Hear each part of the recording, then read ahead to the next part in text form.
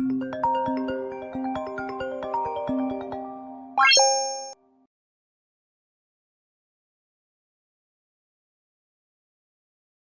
guys, so ngayon we're going to Santo Niño Cold Spring kasi wala kaming water ngayon kasi nililinis yung sa pinaka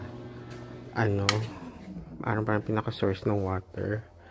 So it's now 11:08.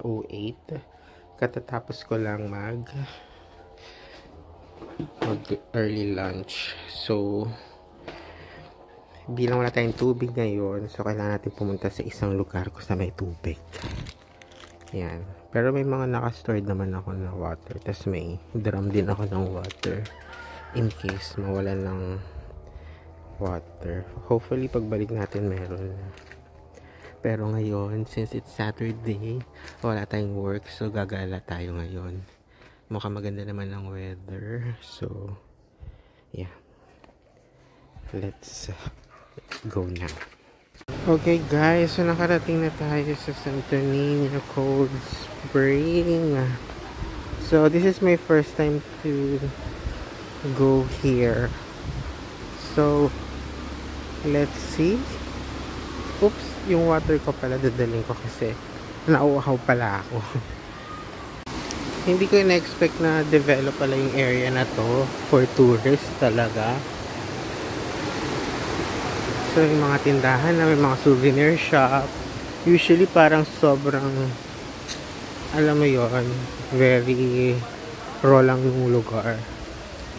So let's see kung magkano yung babayaran natin. So talaga parang built na for tourist tong lugar natin. Kala ko parang ano lang, wala lang.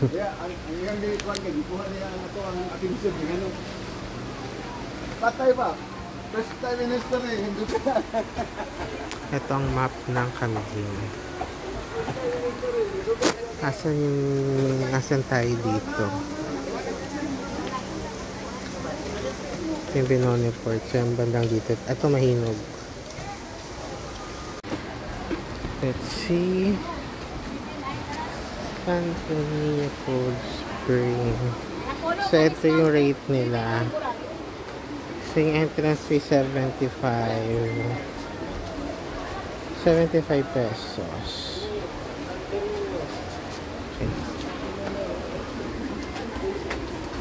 Okay, so nakabayad na tayo 75 pesos. So tingnan nga natin. Okay.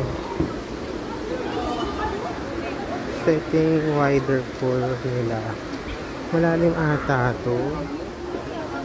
Guys, malalim ata siya. In fairness, maganda siya guys.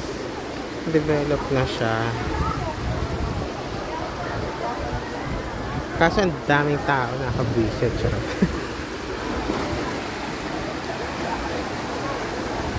Ang dami ng tao guys. Siguro maganda pumunta dito lang di weekend. Ito yung para mas mababaw na pool pang bata.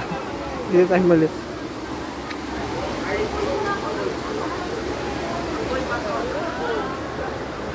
This reminds me of yung sa soda pool.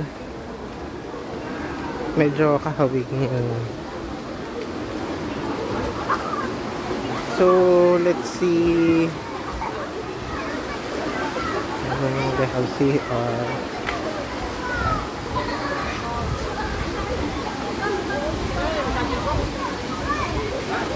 Maganda sana ito kung walang tao. Laking tao. Saturday nga pala kasi ngayon. Anyway, picture na lang tayo. Sabi ni Kuya dito, 4? Ano ba tinuturo mo? May bridge na ako. Ayun sa bridge yung 4. Palalim pa ganon. 4 pa ganyan, tapos palalim pa ganon. So doon pwede kayo maligo. Ito kay Kuya. Ayan, so picture natin. Aalis na tayo guys. Naligo lang ako ng saglit. We're now leaving. Ang daming tao eh. Papalit lang ako ng shirt. Okay, lumabas na tayo. Siguro naligo lang ako ng mga 30 minutes. So yun. So kung yung ayaw nyo maging, kung ayaw nyo ng crowded, siguro pumunta kayo ng weekdays. Huwag kayo pupunta ng weekend kasi nga pala nagdadagsaan yung mga nilalang. Yung mga nilalang. So tingnan natin kung saan pa tayo pupunta. Yan nga, hati ko yung mga tinda nila dito. Baka may parang gusto ko na mangga. Meron silang biningin o meron silang chicharong puset. Ayoko lansa eh. So ano nga ba yung pupuntahan natin na lugar? Wala natin yung mapa.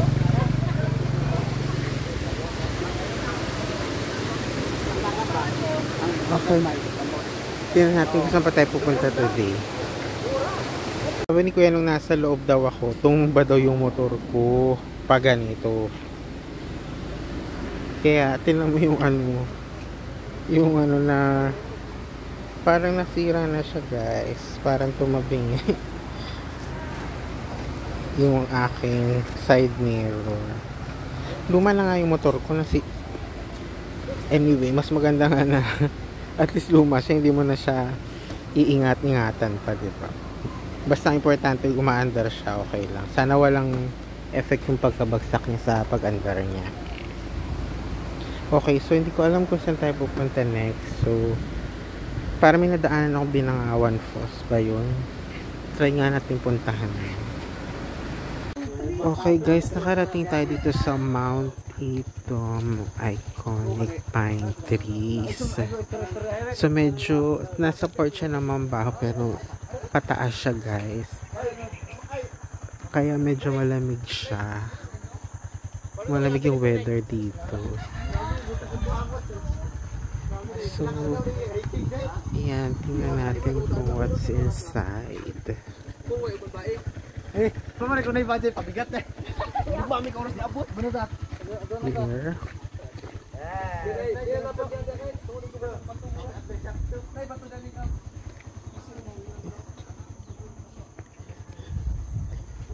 Are we allowed to get inside?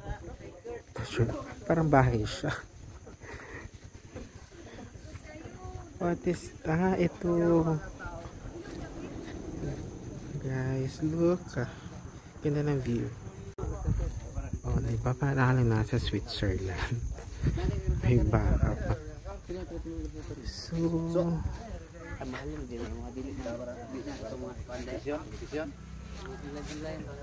yan.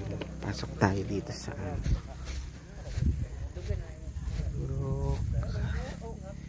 so, wala naman siyang gagawin dito. Ay, tama pa itong pinasok natin. Ako naman yung trespassing na pala tayo.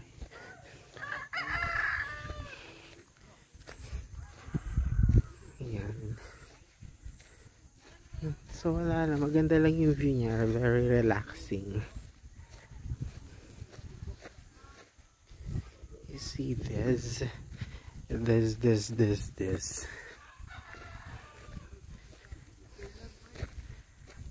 Tingnan natin kung anong view doon sa part na yan. So nakating tayo dito sa taas.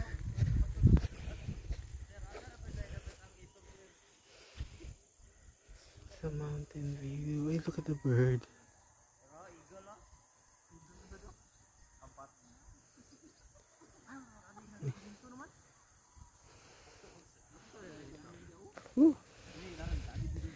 Ayan, look at the yan lang.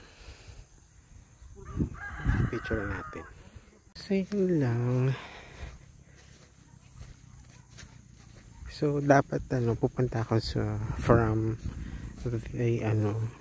tawag dito galing dun sa Santo Niño Cold Spring. Dapat didiretso ko ng Binangawan ba yun? Ay ko, Binangawan po kaso chinek ko yung review, parang mahirap puntahan siya. Pag small bike kailangan manual. So yun lang yung pinunta natin. Maganda lang siya for picture taking eh.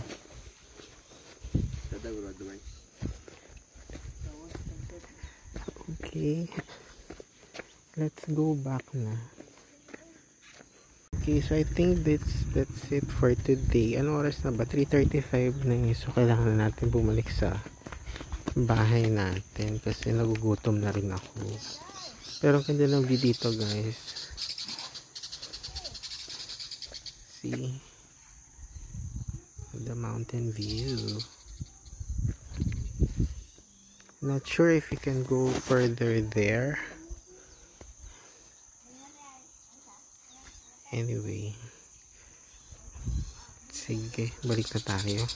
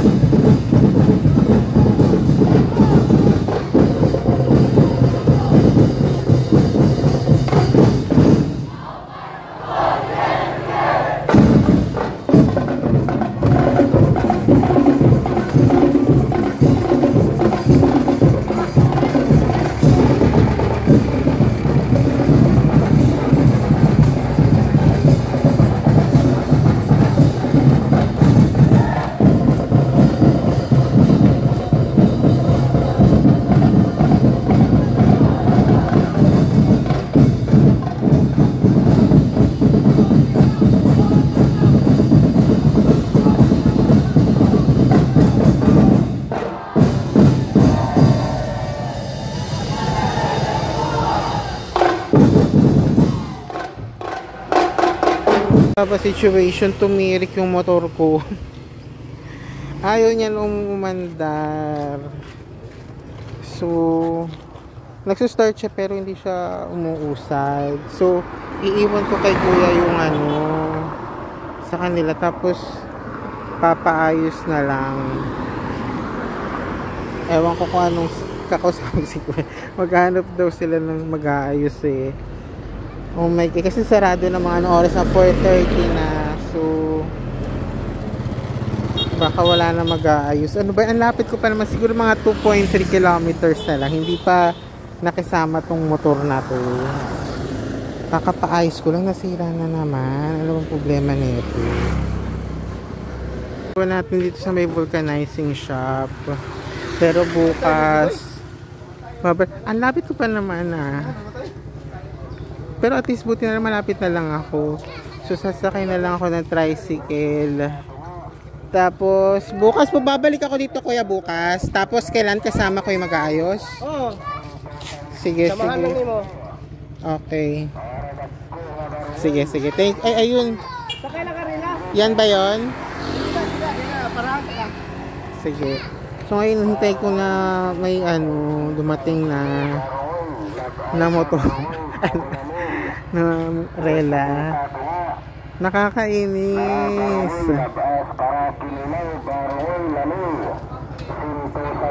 Kasi siguro napagod yung motor kasi inikot ko yung buong Camiguin, guys. So yun, so punintahan ko si Jomar, yung nag-ayos ng motor ko. Sila na lang daw kung kuha, maghihila papunta doon sa kanila.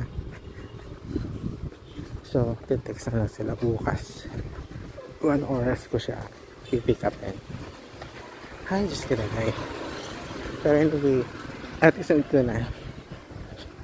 Lalakarin na lang natin papunta dun sa homestay natin. And gutom na rin kasi ako talaga. Gutom na ako. Pero may pagkain naman ako dun na ready to eat. So, kailangan na rin natin pumunta doon. Okay. That's it. Ang daming ngayon ganap. Okay, let's go.